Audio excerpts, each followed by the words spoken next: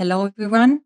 This is part 2 of session 11 of Pre-Socratics to Augustine, also called History of Philosophy 1. We are talking about the Meno, and now we are talking about the very end of the dialogue, where we are talking about one of the topics for which the dialogue is incredibly famous. The dialogue contains some ideas about the distinction between belief and knowledge, and about the nature of knowledge, that have really been perennial topics in epistemology.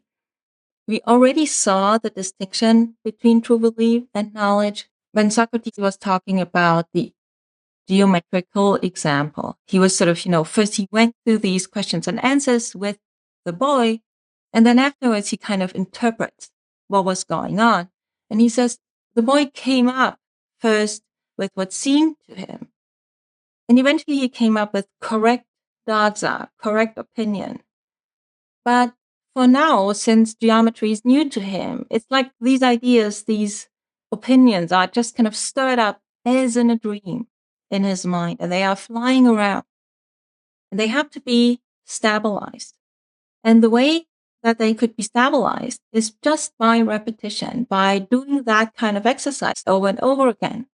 He would become someone who actually knows these things. So we return at the end of the dialogue to the question of how true belief and knowledge differ, if at all. A question comes up which kind of challenges this idea that they differ. And that is a kind of incredibly famous passage. It is kind of widely known just as the way to Larissa. Larissa is a place in Greece. So the challenge is the following. Suppose you have a correct doxa, correct opinion about the way to Larissa. That's going to take you there. There's kind of nothing is missing. The thought that somehow knowledge is better than true belief, than true opinion, true doxa, simply doesn't seem to have a grip. Because what else could you want other than a correct opinion or belief is going to get you to Larissa?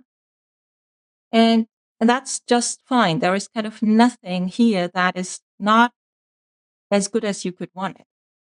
So that is a kind of challenge and potential objection. And Socrates and Meno, for a moment, consider whether maybe that's not quite true. Maybe we should say that knowledge kind of always gets you to the target, whereas true belief only sometimes gets you to the target. But that doesn't seem true either, because the way in which you would not get there would be if you don't have a true belief. So it just sort of doesn't seem quite clear what the difference could be. And at that point in the dialogue, they return to this idea that was already mentioned with respect to the geometrical example, namely that somehow doxa, opinion, belief, is changeable, not stable. And even if it is correct, and even if sort of at a given moment it gives you the right reply, like gets you to Larissa or whatever it might be, that is not sufficient because it is not stable and it is changeable and it's kind of like flying around. And what really it would be then that stabilizes it? For that, we now get a new suggestion. So far, the idea was simply that you need repetition of a certain kind of exercise. So you need to do this sort of same type of geometrical exercise several times in a row, and then you get it in a way that can count as knowledge. But you might think, what is it that repetition does? If it is mere kind of mechanical repetition of doing some kind of exercise in geometry, maybe that's not enough. And then Socrates suggests something that is going to be a hugely influential idea in the history of philosophy, namely that what needs to kind of come into the picture is a reason why. So for you to have knowledge, you need a true belief or a true doxa or true opinion and a reason why. So once you kind of see the reasons for the steps in the geometrical exercise, then you get it. And then the thought is, you're kind of mental states about how to solve the geometrical problem, then they are stable. Because by seeing the reason why, by having, and that's another translation, a justification, then you understand what's going on, and then you have knowledge.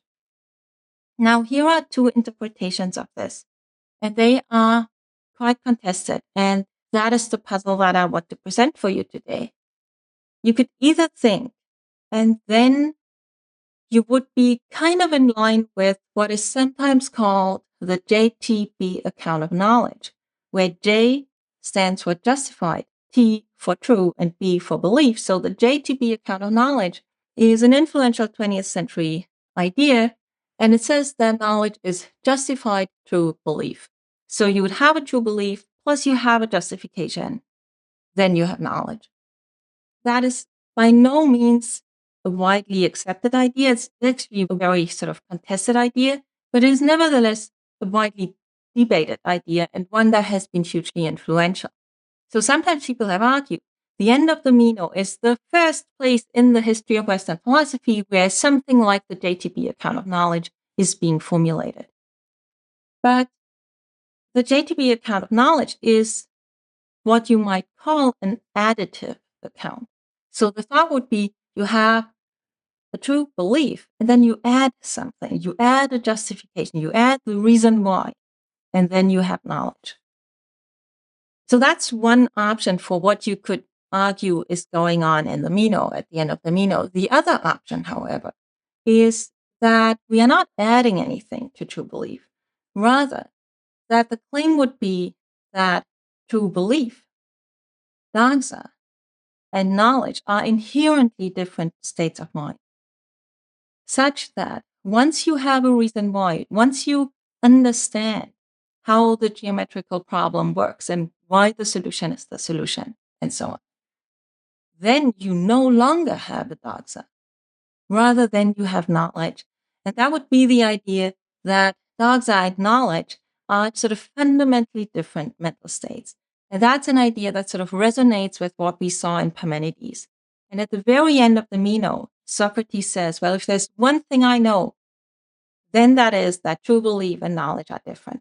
So your puzzle for today is whether you think that at the end of the Meno, what we get is best interpreted along the sort of lines of the additive model of the difference between true belief and knowledge, or rather along the lines of a model that distinguishes between two kinds of mental states.